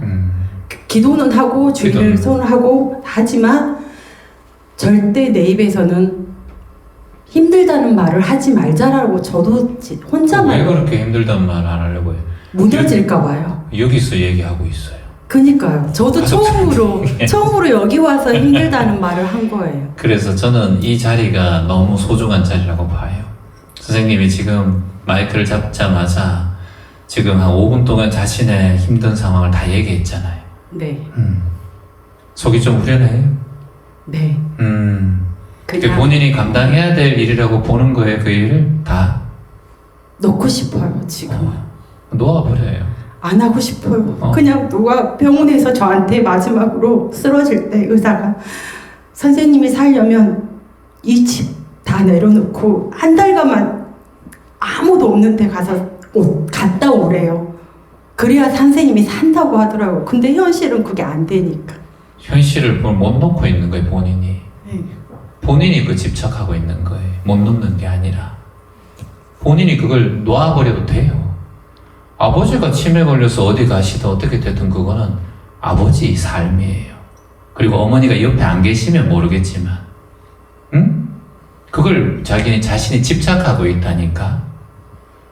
누가 세상에 자신을 그렇게 희생하면서 부모의 그 치매를 누가 그렇게 하래요? 아니 그게 내 삶이고 좋은 사람이고 효녀고 그렇게 해서 나는 아버지의 치매 감당하는 게 너무 좋아 그런 사람은 하면 돼. 근데 본인은 지금 생명을 죽고자 하는 상황이잖아. 그런데 왜 계속 그걸 잡고 있냐고. 놔봤어요? 아니요. 그래 안 놔봤으니까 놓을 줄을 모른다고 지금. 뜨거운 걸 벌벌 끓는 물을 여기 들고 뜨겁다 내 손은 다 대고 있는데도 본인이 그걸 놔버리지 못하잖아 지금. 한번 놔봐요 올해. 아무런 미련 없이 놔버려요. 놔버리고 치매 아빠도 신경 쓰지 말고 본인의 삶을 3박 4일 제주도 놀러 가요. 응? 본인을 위해 살으라고. 그걸 왜 못 놓냐면은 본인이 집착하고 있다 보니까 효녀라는 말 지금까지 20년 30년 동안 일주일에 한 번도 쉬지 않고 본인이 자꾸 살아온 내가 자체가 이래야 된다는 생각이 지금 집착심이라니까. 거기 안에 똘똘똘 뭉쳐져 가지고 내가 이거 지금까지 해왔는데 이거 포기하면 어떡해. 그러다가 훅 가지. 그때는 나중에 원망한단 말이야. 내가 부모 때문에 이랬고 효도한다고 생각을 하지만 본인은 자꾸 더 아픈 곳으로 끌려가고 있네요. 제가 볼 때는. 그거를 할 수 있단 말이에요. 못하는 게 아니라니까요. 내가 얼마 전에 지적장애 있는 아들 2명이 그것도 중학생하고 고등학생 둘 다 아이를 낳는데 지적장애인 거야. 지적장애인데 얘를 돌보는 데서 차원님 이렇게 10몇 년 곧 이제 18살, 19살인데 18년 동안 제가 홀로 이 자식을 키워가면서 정말 남편도 일찍 떠나고 이 아이들 이렇다고 바람 나가지고 다른 여자 만나가지고 가고 내 평생 이 아들 키우면서 어떻게 정말 한 번도 18년, 19년 동안 제가 다른 곳에 가본 적도 없고요. 막 울면서 저한테 얘기를 해. 그래 놔두고 가세요. 그럼 애들은 어떻게 해요? 애들 괜찮아요. 애들 바깥에 나가기도 하고 채환님 막 그래요. 괜찮아요. 저도 괜찮아요. 한번 해보세요. 이렇게 못합니다. 절대. 아이들이 둘이가 같이 있으면 방 안에 있든 밖에 있든 나가게 되면 경찰서에서 전화가 와요. 그런 친구들이 밖에 나가서 막 그러면 경찰에서 보호를 합니다. 그 엄마한테 전화가 와요. 아, 그러면 제가 알겠습니다. 우리 애 맞습니다. 가서 애 데리고 와요. 동네에서 이제 몇 번 그러면 경찰서에서 그 아이를 알 겁니다. 돌아다니면 또 집이 어딘지 데려다 줄 거예요. 그분들 다 당신 세금으로 다 월급 받으니까 국가에서 어느 정도 책임질 역할도 있어요. 본인 혼자 하려고 하지 마세요. 내려놓고 본인의 삶을 사세요. 엄마라서 최소한의 생활을 하고 돈도 벌면서 그 어떻게 다 키우냐고. 본인이 살고 그래도 본인이 숨통을 트여야 이 아이들을 조금이라도 더 키울 수 있어요. 그래서 그분 그렇게 하고 살아요. 그 지금 본인은 그걸 못 해봤기 때문에 그게 할 용기가 없는 거예요. 그리고 본인의 무의식에 뭐가 있는 줄 아세요? 내가 지금 이렇게 함으로써 내 이 오랫동안 해온 이걸 지켜야 된다라는 생각. 그게 있어가지고 그걸 못 놓는 거예요. 그 본인의 집착심입니다. 욕심이에요. 탁 내려놓으세요. 엄마도 계신데, 나 엄마 없는 분도 그렇게 하라 그러는데 왜 그래요? 지난 인천 강연에 할머니가 계속 똑같은 말하고 치매기가 있는데 손녀가 할머니 돌볼 사람이 없어서 계속 찾아간대. 지난 인천 강연 1월달이었거든. 그래가지고 그걸 왜 계속 찾아가요? 할머니가 할 말도 없을 것 같고 그럼 평생 몇 년째 4년째 하고 있대. 그 왜 그렇게 하냐고. 그 본인이 자꾸 그걸 만드는 거예요. 내가 이걸 해야 된다. 그거 놓는다고 무슨 문제가 생기는 게 아니야. 그게 강박관념이라니까 그게. 지금 우울한 마음, 외로운 마음 있는 것도 내가 이 나이 돼서 이렇게 하면서 그 마음을 자꾸 내가 불러들여요. 잡고 있어요. 그 미련 없이 놔버려야 돼요. 놔버리면 돼요. 나는 지금까지 열심히 살았고 뭘 했고 이게 대한 잡고 있는 마음이 있다니까. 한 거 아무것도 애 키우고 가정 지킨 거 아무것도 의미 없어요. 그냥 인생일 뿐이에요. 아니 무슨 새가 둥지에 새끼 키울 때 의미를 가져서 이 새끼가 좀 이상하다. 이 새가 잘 날아야 되고 그런 거 있나요? 그냥 내가 지금 키우고 하는 거지. 삶이 너무 복잡해진단 말이에요. 내가 이걸 해야 되고 효도를 해야 되고 가정을 지켜야 되고 이런 마음에 오히려 가정에 더 억압을 하고 내 마음을 억압해서 가정 전체를 흔들게 하고 내 삶 전체를 흔들게 한다니까. 가볍게 살아야 된다니까 인생을. 근데 우리는 너무 책임감에 강하게 있어요. 오늘 이 강연 처음에 우리 봉사들 준비할 때 차연이 20명도 안 오고 괜찮다 20명끼리 노래 부르고 놀자. 뭐 많이 오면 많이 오는 거고 안 오면 안 오는 거고 적게 오면 다음에 안 오면 되지 뭐. 목포 안 가면 되잖아 다음에. 그러니까 예 맞습니다. 뭘 그래 심각하게 그러는 거예요. 그래 심각하게 한두 번 할 것도 아니고 죽을 때까지 해야 되는데 목포 강의면 사람 좀 적게 오고 어떤 너 괜찮다. 자꾸 걱정하라 주변에. 그럴 필요가 없다. 좀 가볍게 살아요. 어떻게 생각해요? 안 돼. 그러니까 주변에서 그래요. 주변에서 그런 얘기를 자꾸 하니까 본인이 거기에 집착한다니까. 그런 말을 나는 들어야 되는 사람이고 주변에 자꾸 넌 그랬잖아. 너밖에 없어. 넌 그래 살아왔고. 그러니까 본인의 무의식 안에 자꾸 나는 그런 사람이어야 되고 나도 모르게 자꾸 그렇게 된다니까. 그렇게 되니까 나를 억압한다니까. 그게 답답한 거야. 그러니까 나도 그렇게 살아야 되는구나. 근데 끝까지 차오르지. 터지지 나중에. 네. 그 터지면 누가 책임져 본인을. 본인이 그러다가 하면서 넘어가면 누가 그걸 간병을 해. 그러니까 거기서도 그래. 병원에서도 마지막으로 한 번 더 이런 상황이 벌어지면 이제 하십시오, 준비하십시오라고 그래. 말을 하시더라고요. 그래서 알겠다고 하기는 했는데 근데 그걸 약을 먹어서 없앨 수 있는 건 아니거든. 예. 멍하게 만드는 거거든. 자꾸 예민한 걸. 그러니까 그거는 약은 보충제지 도움을 받지 완전히 없어지진 않는단 말이에요. 그러니까 마음을 이 순간에 딱 내려놓는 게 바꾸는 게 중요하네. 그게 마음의 이 공부라니까요. 네. 우리는 그걸 배워본 적이 없잖아. 네. 가볍게 살아요. 가볍게 살아요. 지금 선생님이 살아온 게 얼마나 의미 있는 삶인데 그걸 자꾸 잡고 있어요. 그리고 본인이 과거에 그렇게 살아왔고 열심히 살아왔고 30년, 40년 내가 그렇게 살아왔다는 거 자꾸 의미를 가지면 삶이 점점 무거워져요. 아무것도 아니에요. 과거는 없어. 나는 과거를 전생이라고 생각하거든. 과거는 이거 없어요. 존재. 없단 말이에요, 이게. 과거가 어디 있어요? 과거 잡을 수 있어요? 과거신 불가득, 미래신 불가득, 현재신 불가득 금강경에 딱 나오잖아. 과거의 마음은 절대 잡을 수 없고 미래의 마음은 절대 잡을 수 없어요. 과거의 마음을 잡는 순간 후회하는 마음밖에 안 올라오고 미래하는 마음을 딱 잡는 순간 불안밖에 안 올라가요. 현재심도 잡을 수가 없어요. 찰나밖에 없어. 찰나. 현재심 어떻게 잡아요? 제가 지금 말한 거 선생님한테 말한 걸 번복할 수 있나? 다 지나가 버렸는데 그게 금강경이란 말이에요. 금강이 뭐예요? 다이아몬드란 말이에요. 다이아몬드로 머리를 탁 때리듯이 깨치게 하는 게 그게 금강경이거든. 그게 그 말이 딱 나오잖아요. 지금 다 저도 이거 30년 했어요. 이거 30년 했는데 채환님 요즘에 채환님 뭐 어떻고 힘들지 않아요? 나 그 기억 안 나. 30년 동안 한 거. 오늘 조교하고 같이 타고 밥 먹고 오다가 채환님 그때 내일 창원인데 창원에서 강연한 거 기억나세요? 했었네요. 근데 채환님 방송 때 창원 첫 강연 많이 오세요. 그렇게 얘기하시더니 죄송합니다. 했었네요. 잊어버려.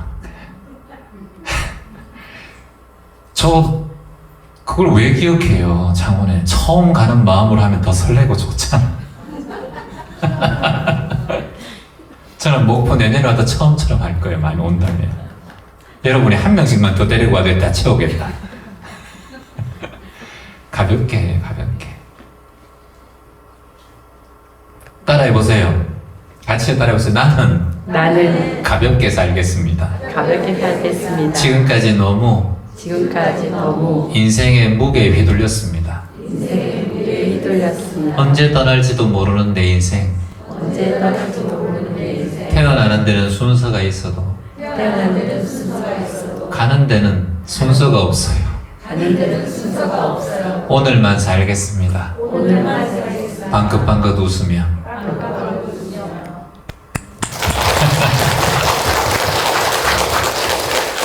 감사합니다. 질문 좋은 질문 해주셨어요, 쌤이. 근데 제가 너무 강하게 얘기했는지 모르겠지만 선생님이 잘 살아오셨고 이런 얘기 들어야 쌤 정신 차릴 것 같아요.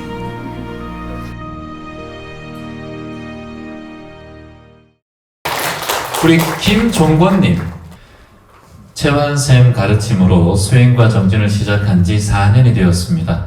천리길도 한 걸음부터라는 속담이 있는 듯 있듯이 수행과 정진을 하루하루 하다 보니까 이제는 밥을 먹고 잠을 자는 것처럼 수행이 자연스러운 일상이 되었습니다. 이러한 제 삶이 지금은 탐욕과 집착에서 멀어지고 있고 화냄과 아집도 많이 줄었으며 상대를 이해하는 마음이 커졌습니다. 이러한 생활로 마음이 늘 평온하다는 걸 느낍니다. 그리고 원하는 것들이 자연스럽게 이루어지는 현상을 자주 경험하고 있습니다. 요즘에는 이러한 마음 공부는 제 평온, 삶을 지켜주는 든든한 지킴이가 되어주고 있다는 것을 새삼 느끼고 있으며 이에 대해 많은 감사함을 느낍니다. 또한 채환 선생님과 기점가족 도반님들에게도 늘 고마움과 감사한 마음을 가지고 살고 있습니다. 이러한 마음 공부를 많은 사람들이 접해서 평온한 삶을 살아갔으면 좋겠다는 생각을 많이 합니다. 종근님 반갑습니다. 박수 한번 주세요. 반갑습니다. 감사합니다. 야, 이거 정말 벌써 4년 됐나요, 우리가? 네. 지금 사는 곳은 어디시죠? 지금 목포하고 접해 있는 남학 신도시라는 곳이 있습니다. 네. 네, 전남 도청에 있는 거기 신도시 마을에 살고 있습니다. 4년 전과 이렇게 표현 많이 해주셨는데 어떤 게 가장 많이 달라진 것 같아요? 제가 원래 좀 성질이 급하고 화가 많았었는데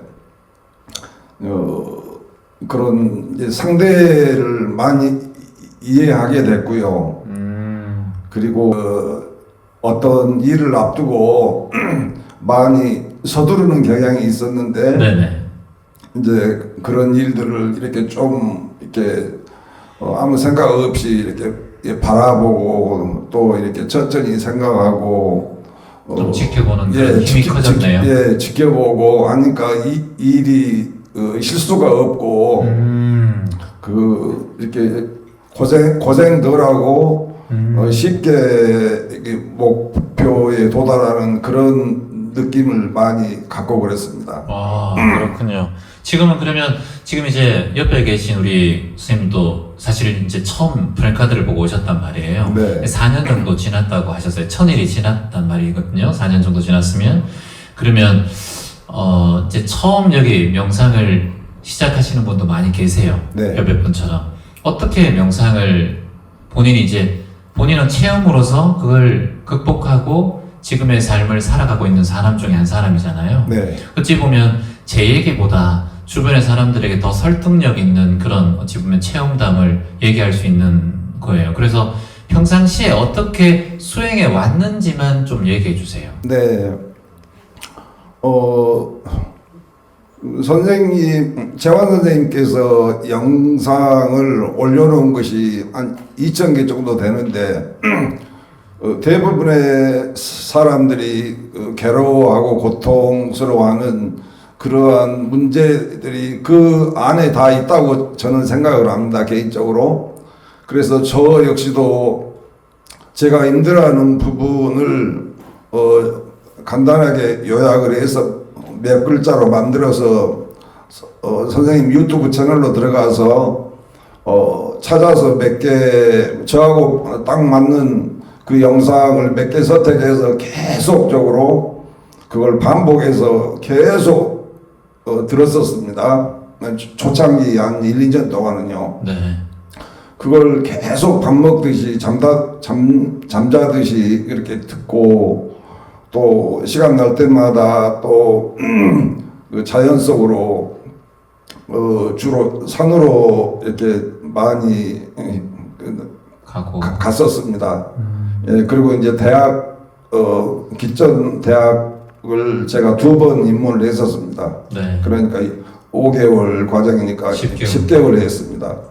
예, 그리고 지금은 이제 그 월화목 강의를 계속 꾸준히 듣고 하는데 그게 선생님께서 같은 내용을 계속 반복을 해 주시는데 그게 어느 누가 새로 입문해서 들어도 시간이 좀 한 달, 2달, 이렇게 3개월 흐르게 되면 어느 누구나 거기에 적응하게 돼 있고 쉽게 이해할 수 있도록 돼 있어서 반복되는 강의 내용이 너무 참 좋았습니다. 그래서 지금도 이제 유튜브 채널을 꾸준히 듣고 있고, 특히 이제 선생님께서 강조하시는 명상을 소홀히 하지 않고, 꾸준히 하고 있고 그렇습니다. 네. 그래서, 그 삶이, 뭐, 즐겁다 하기보다는 그냥 무탈하고 평온하고, 그렇게 잘 살고 있습니다. 네, 여러분 희망을 가지고요. 예, 정관님에게 박수 한번 부탁드립니다. 좋은 말씀 해주셨어요. 그러니까 계속해서 그냥 반복해서 듣는다. 처음 들어도 처음 듣는 분이나 입문하는 분이나 오래 들은 분이나 다 도움이 되니까 그냥 꾸준하게 월화 목요일 날 실시간 방송을 9시부터 11시까지 듣는다. 네.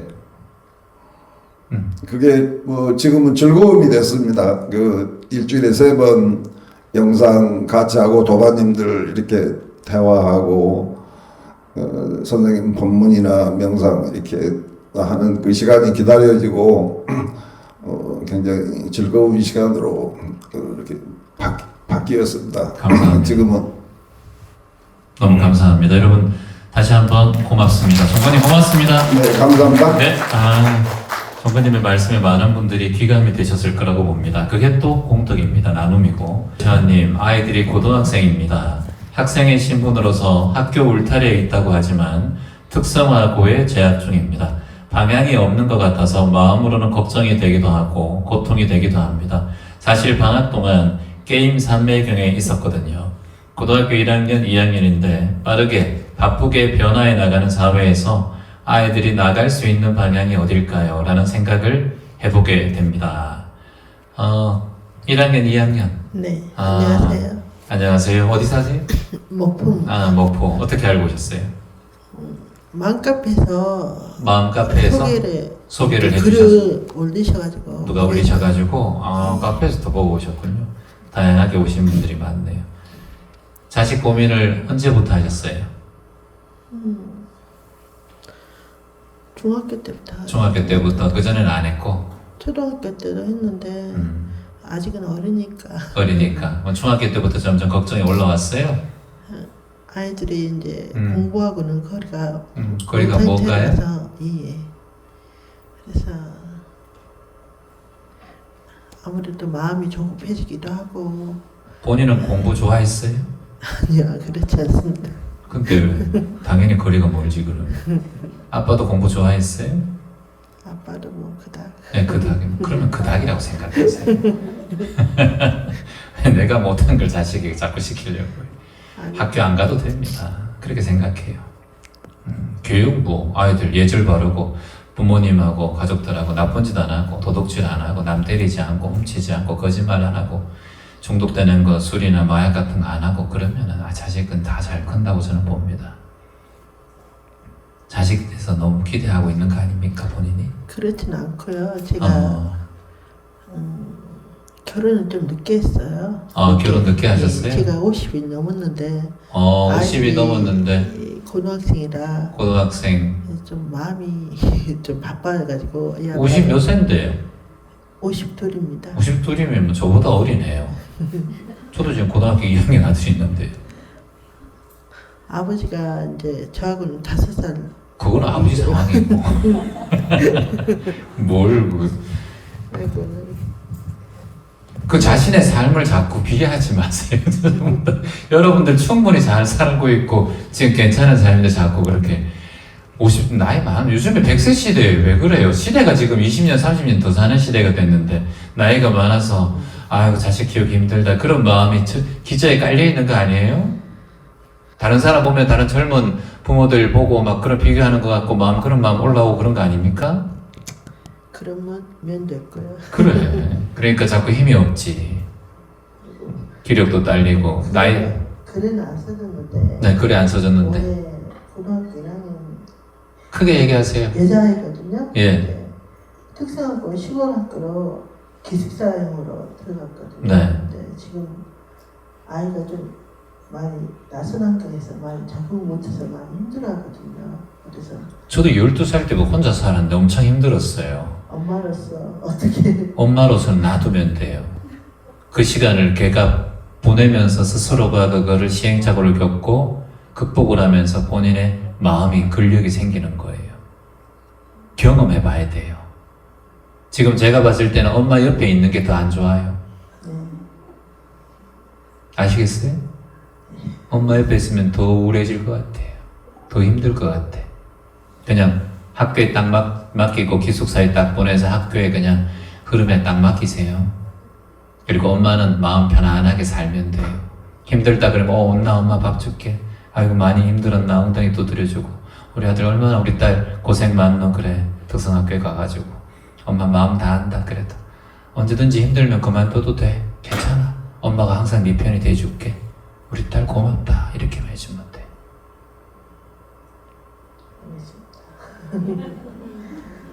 말기 잘 알아듣네요. 교수님 같은 경우는 착해가지고 마음이 착해서 여려서 자꾸 걱정하는데 딸은 엄마의 그 착함과 부근함을 그대로 가지고 느끼고 살고 있어요. 많은 말하지 말고 그냥 툭다도둑 안아주고 엄마가 얼마나 부근하고 큰 사람인데 지금 이제 자꾸 비교하는 마음이 올라오고 내 나이도 있고 그리고 게임한다. 고등학교 1학년 이상 게임 안 하는 애가 어디 있어요.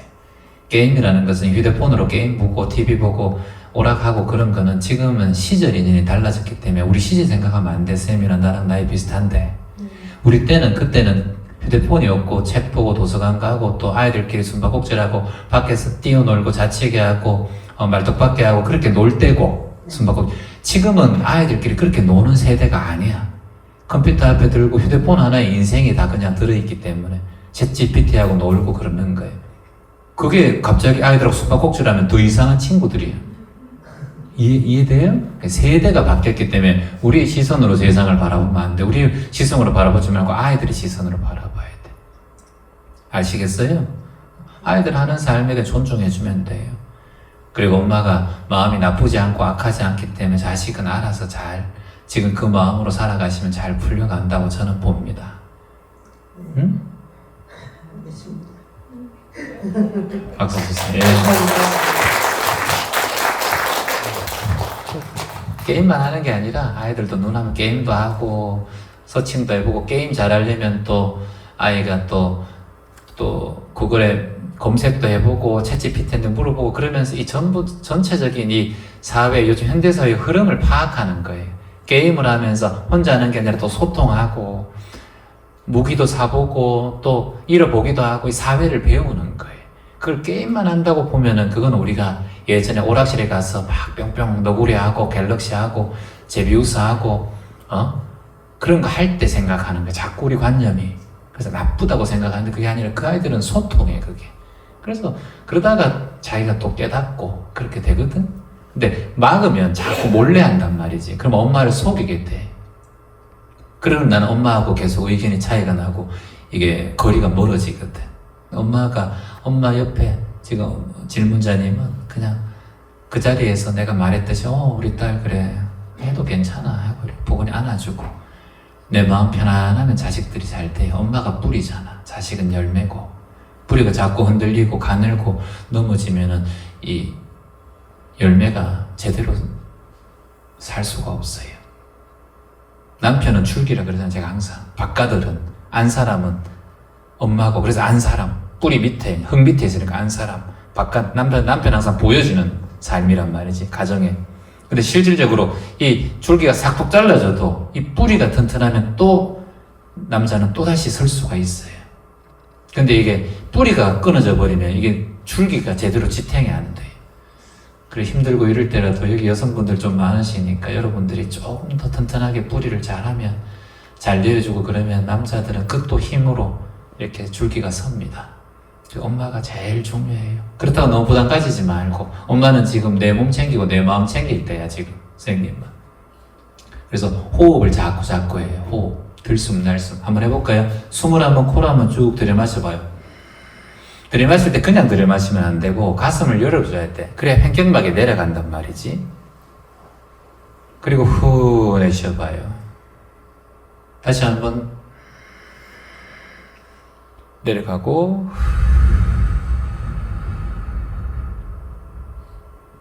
다시 한번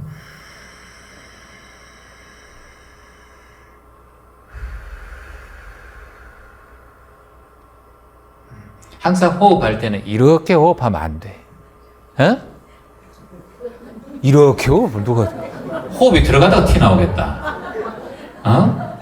딱 하는데 딱 그 쌤도 이렇게 하는데 30년을 해도 이렇게 하고 있는데 허리를 딱 엉덩이를 딱 빼내고 이렇게 딱 배를 아랫배 딱 하고 단전에 이게 좀 호흡이 들어가야 되지. 이렇게 있는데 어떻게 호흡이 들어갑니까? 할 때 한 번을 하더라도 허리 딱 펴고 가슴 딱 내밀고 고개를 딱 숙이고 이렇게 딱 하면서 호흡을 코로 하고 입을 작게 해서 빨대로 불듯이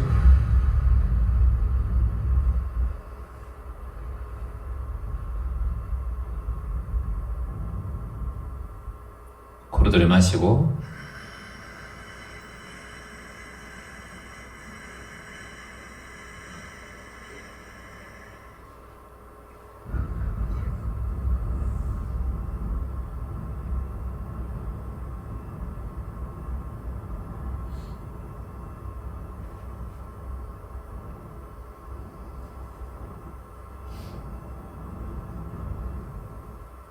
이렇게 해야지.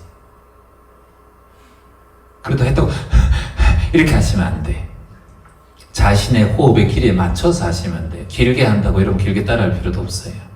그러니까 자신의 호흡에 맞춰서 최소한의 호흡을 짧게 하고 촛불 불듯이 이때는 눈이 돌아가면 안 돼요. 그러면 머리가 복잡해져요. 그래서 한 곳을 바라보라 그런 거예요. 한 곳을. 호흡할 때는 항상 하늘이면 하늘, 아래면 아래, 나무면 나무. 그래야 이게 호흡이 균형적으로 들어가요. 균형적으로 들어갈 때 여러분의 혈관과 이 손발의 끝까지 쫙 이렇게 호흡이 있게 되잖아. 혈액순환이 산소로 O2로 흘러가잖아요.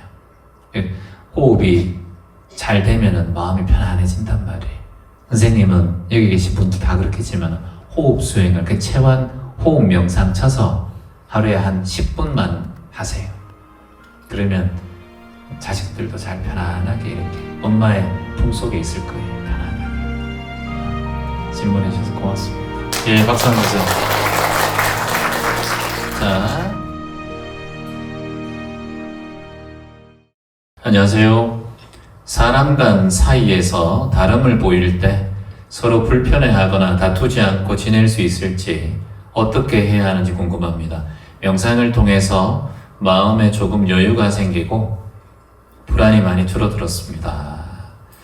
사람 간 사이에 다름이 보일 때 서로 불편해하거나 다투지 않고 지낼 수 있을까요? 이렇게 해주셨는데 이거는 불가능합니다. 불가능해요. 불편하고 이제 그 사람이 어떤 사람인지 먼저 궁금한데 어떤 사람이에요? 제가 최근에 이제 여러 일들이 있었는데 아까 말씀드린 대로 여러 일들을 제가 겪어봤을 때 항상 사람 간의 어떤 다름이 그러니까 여러 일들이 어떤 일이냐고. 이제 예를 들면 예를 들지 말고 본인 얘기를 하시라고요. 최근에 최근에 괜찮아요. 얘기해봐요. 네, 최근에는 제가 그 이혼을 했었는데 그 시기에도 굉장히 다름이 굉장히 많이 느껴졌어서 전 배우자와? 네. 그래서 이제 그런 부분들이 그리고 그게 제일 중요한 얘기지. 본인 핵심의 얘기지. 여기서 얘기를 해버리면 훨씬 더 돌아가서 마음이 편해요. 여러분들이 세상 중에 한 쌍이 이혼하잖아요. 요즘에. 황혼이 형도 더 많아지잖아요. 그럼 뭐가 뭐. 그리고 또 재혼하고 난 3번, 4번 한 사람도 봤어요. 뭐 얘기하면 되는 거고. 그리고 자신의 인생이 행복해야 되지. 남의 눈치를 왜 봐? 내 인생이 중요한데. 본인의 인생이 가장 중요하고 저는 본인의 인생이 행복했으면 좋겠다고 이 자리까지 왔는데 그냥 딱 얘기하면 좋지.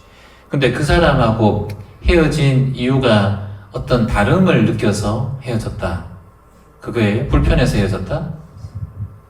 저는 이제 기본적으로 대화를 많이 하고 좀 이렇게 생각을 나누는 게 중요하다고 생각을 하는 말을 많이 하는데 소통을 하고 대화를 하면서 서로의 마음을 교감하는 게 나는 이 삶에서 참 네. 중요하다. 그리고 좀 명확한 걸 좀 좋아하거든요. 강의를 하시는데 명확하게 네. 팩트를 좋아한다. 네. 근데 이제 상대는 조금 불편하다 하면은 말이 없어지고 어떤 생각일까라는 좀 애매하다는 네, 답답하군요. 네. 그게 가장 큰 원인이었어요, 헤어지는? 소통이 안 되는 거? 개인적인 얘기일 수도 있는데 좀 가정 간에도 좀 달랐고 서로 가정 간에? 네. 집 간에? 그게 좀 많이 컸던 것 같아요. 몇 년 차에 이혼하셨어요? 3년 정도 지냈는데 후회해요? 지금은 좀 편안해지긴 했는데 문득 내가 이렇게 했었으면 더 나았을까 이런 생각은 하거든요. 이제 저 같은 경우는 사실 이 자리에서 채연님이나 여기 계신 분들한테만 말을 말씀드리는 게 아니고 제 주변에도 제 마음이나 상황에 대해서 거의 아시긴 하거든요. 그래요? 네, 그래서 대화를 제가 상대가 봤을 때는 제가 뭔가 좀 직접적으로 얘기를 했을 수도 있고 그리고 좀 마음이 힘들었을 수도 있다는 생각이 들어요, 지금은.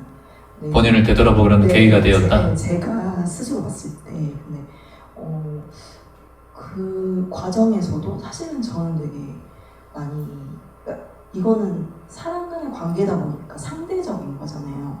그러다 보니까 제가 느낀 그 힘듦의 정도와 상대가 느꼈던 힘듦의 정도가 다르지? 많이 다를 거라고 생각을 해요. 예. 그래서 그런 부분들에서도 이런 부분들을 이렇게 했으면 좋았겠다라는 후회는 남아요.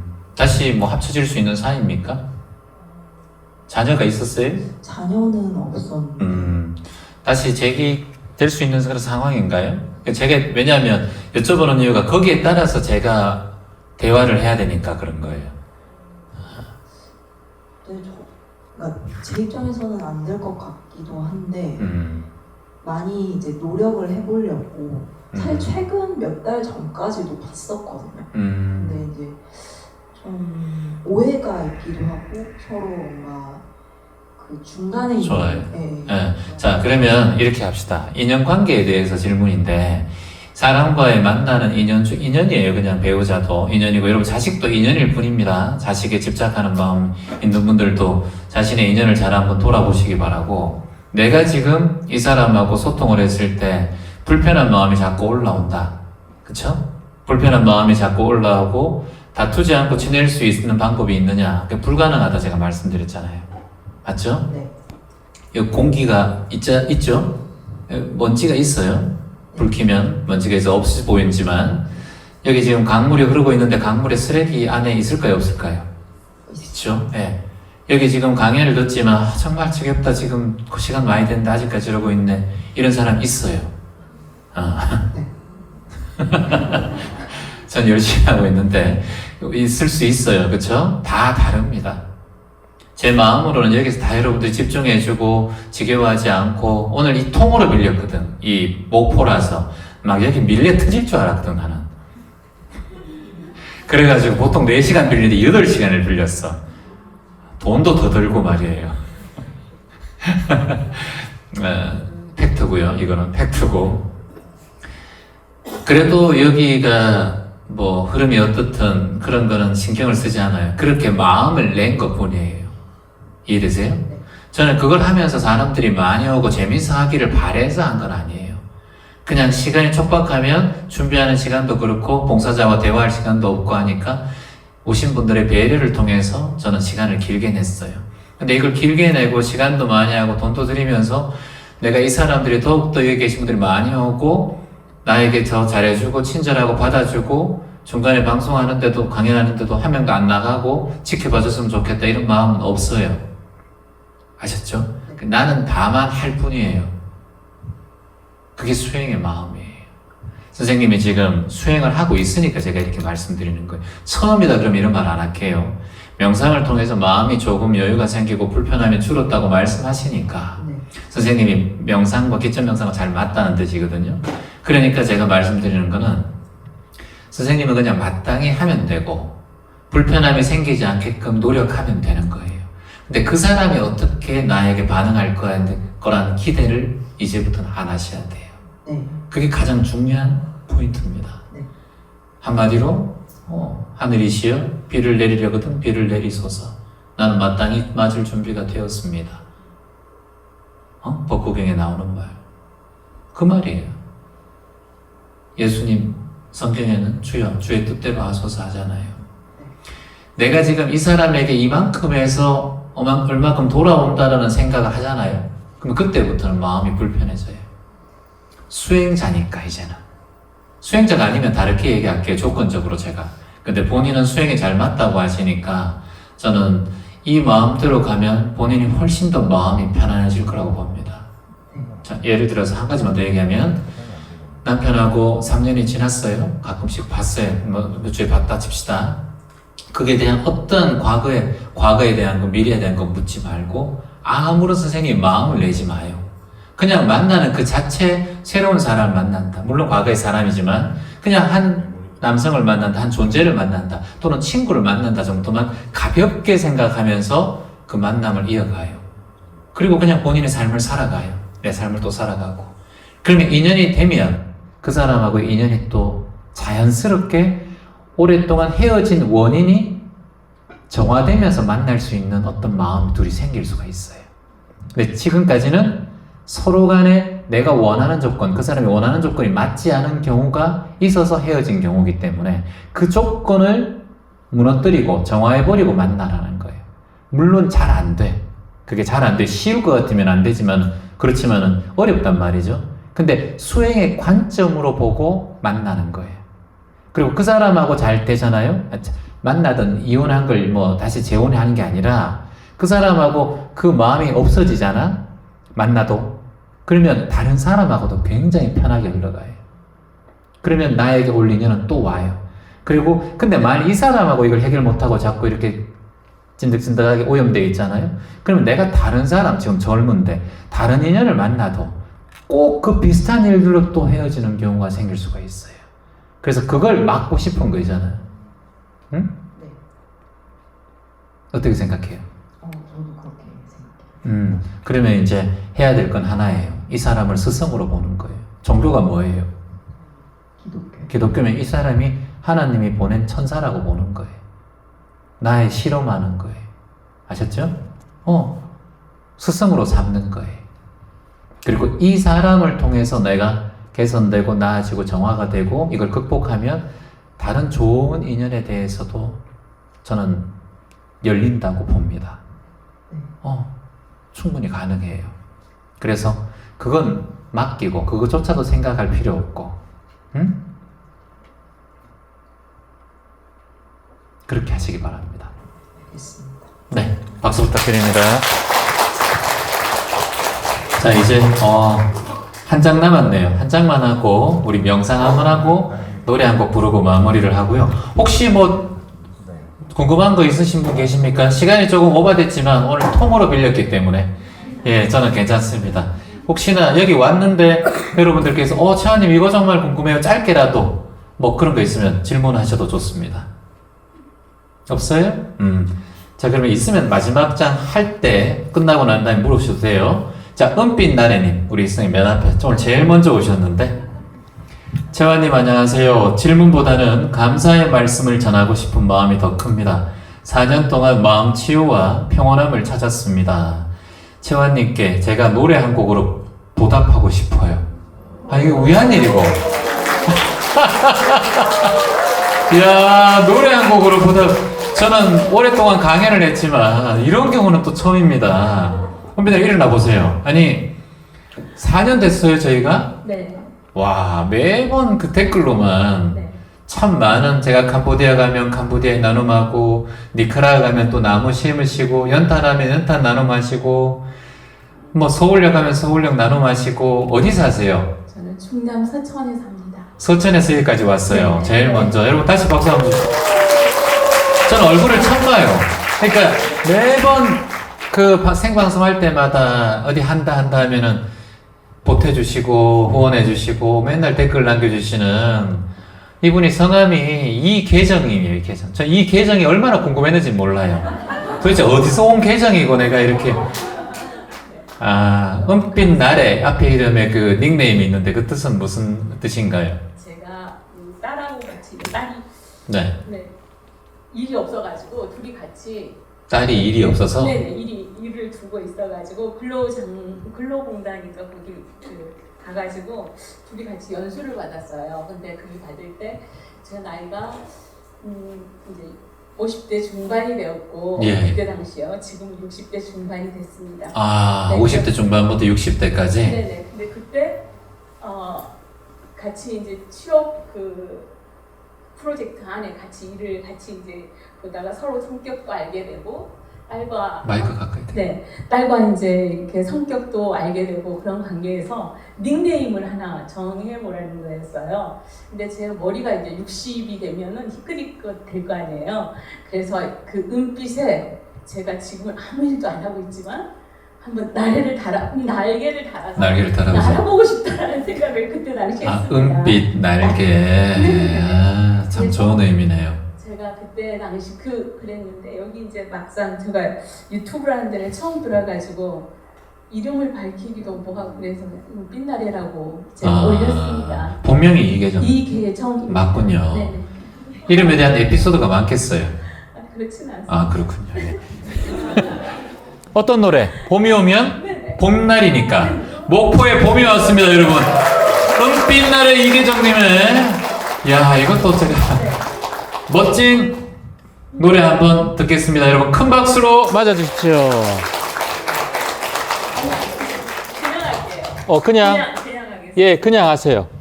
봄이 오면 산에들에 진달래 피고 진달래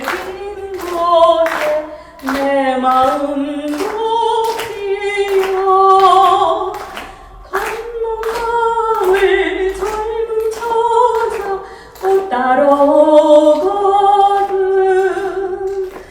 꿈만 말고 이 마음도 함께 따가줘.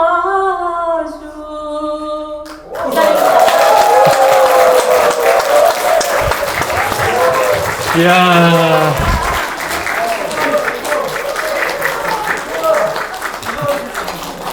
야, 서천에 강연 가면 저기 우리 복수님처럼 그 시작할 때 한 곡 제대로 해도 괜찮다고 생각하시면 박수 한번.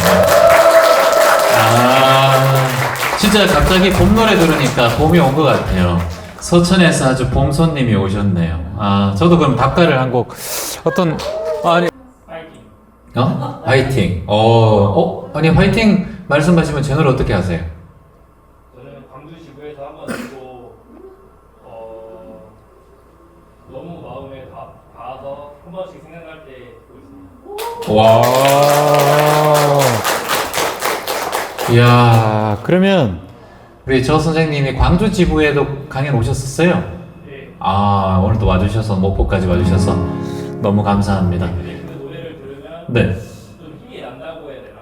여러분 그 노래입니다.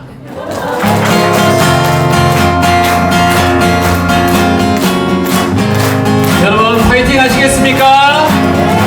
파이팅! 파이팅! 파이팅! 파이팅! 파이팅! 그래도 꿈이 있어. 파이팅! 파이팅! 아름다운 나의 인생. 파이팅! 그래도 꿈이 있어. 파이팅! 아름다운 나의 인생. 아름다운 나의 인생. 호호호! 다 같이 소리 질러. 그래도 꿈이 있어. 파이팅! 파이팅! 아름다운 나의 인생. 아름다운 나의 인생. 목포는 꿈이 있어. 파이팅! 파이팅! 광주 파이팅! 아름다운 나의 인생. 아름다운 나의 이곳에 계신 모든 분들의 아름다운 인생. 자, 한 번 더 갑시다. 목포니까. 검은 밤의 가운데 서 있어 않지 않도 보이질 않아 가겠지. 일어나 같이 일어나 다시 한 Say yeah yeah Say yeah yeah Say yeah yeah yeah Yeah yeah yeah Yeah yeah yeah Yeah yeah yeah 다 같이 소리 질러. 일어나 다시 한 번 더.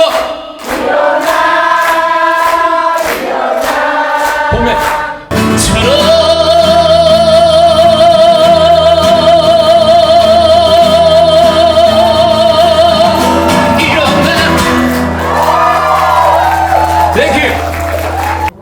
내년에 또 해도 되겠다, 목포. 예, 말씀하세요. 네. 저기 우리 양복 입으신 분 마이크 좀 갖다 주세요.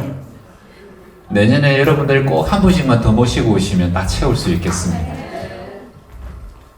네, 반갑습니다. 네, 최환님은 아마 저를 기억하지 못하실 거예요. 아, 제가요? 예, 그때가 아마 최환님이 30대 파이팅이라는 노래를 내고 나서 전국의 방송국을 돌아다니셨을 겁니다. 맞아요, 예. 그때 이제 목포 MBC에 오셨을 때, 네, 목포 MBC 왔었어요. 그때 제가 진행자였습니다. 그래서 그때 이렇게 노래를 잘하는 가수가 있구나 이런 생각을 했고, 그 이후로 이제 활동하는 걸 좀 보다가 그 김광석 씨 편에 히든싱어 남진 씨 편으로 히든싱어 거기에 나오셔서 하는 걸 보고 아, 지금도 열심히 하시는구나. 그리고 이제 잊혀졌죠. 잘 안 보이시니까. 예, 저도 이제 한 5년 전에 정년퇴직을 했어요. 그래서 벌써요? 예, 지금 저도 나이가 60대 중반을 넘었는데 아, 그렇게 안 보이시네요. 퇴직을 하고 이제 굉장히 좀 우울감 이런 것들이 왔는데 그 아주 작은 그런 공연의 사회를 누가 좀 봐달라 그래서 마이크를 잡았어요. 근데 그때부터 살겠더라고요. 그래서 그랬던 마이크를 잡으니까. 그래서 제가 저희 집 애들에게 혹시 내가 죽거든 관에다 반드시 마이크를 하나 넣어달라 이런 얘기를 했는데 그러다가 한 6개월, 5개월 전부터 틱톡 라이브라는 방송을 하기 시작했어요. 예, 그러면서 이제 거기에서 뭐 흘러간 팝송이나 가요나 이런 것들을 틀어주고 소통을 하고 이렇게 하고 있는데 어느 날 파이팅을 신청을 하신 분이 있었어요. 혹시 해남에? 예, 달래맘 연경이라는 분. 오셨어요? 달래맘 연경님? 안 오셨어요? 그래서 이 노래를 어떻게 아시느냐 그랬더니 그때 이제 채환 씨의 마음의 숲 귀점 명상 얘기를 하면서 많은 도움을 받고 있다고. 그래서 그분이 들어오면 당연히 파이팅, 고독 축사희, 미워요, 천생배필 이런 노래를 계속 제가 틀어드립니다. 그래서 채환 씨 PR을 제 나름대로 많이 하고 있거든요. 그래서 감사합니다. 오늘 먹고 오신다는 소식도 들었고 그래서 원래 제가 광주라서 주말에는 광주를 가는데 일부러 오늘은 채환 씨를 꼭 좀 뵙고 싶어서 이렇게 와서 앉아 있습니다. 근데 지금 그때 모습이나 지금 모습이나 너무 변함없고 너무 젊으시고 얼굴에가 너무 잘 살아오신 그런 모습이 보여서 귀감이 되기도 하고 정말 반갑고. 이색 선배님께서 그렇게 말씀하시니까 제가 그래서 제가 여러분 채환하면 파이팅 한번 해주십시오. 채환! 감사합니다. 제가 꼭 한 5만 원 드리고 모시온 분처럼 저렇게 진짜 저렇게 저한테 저렇게 말씀을 잘해주시니까 제가 와 선생님 너무 감사합니다. 고맙습니다. 내년에 또 만나요.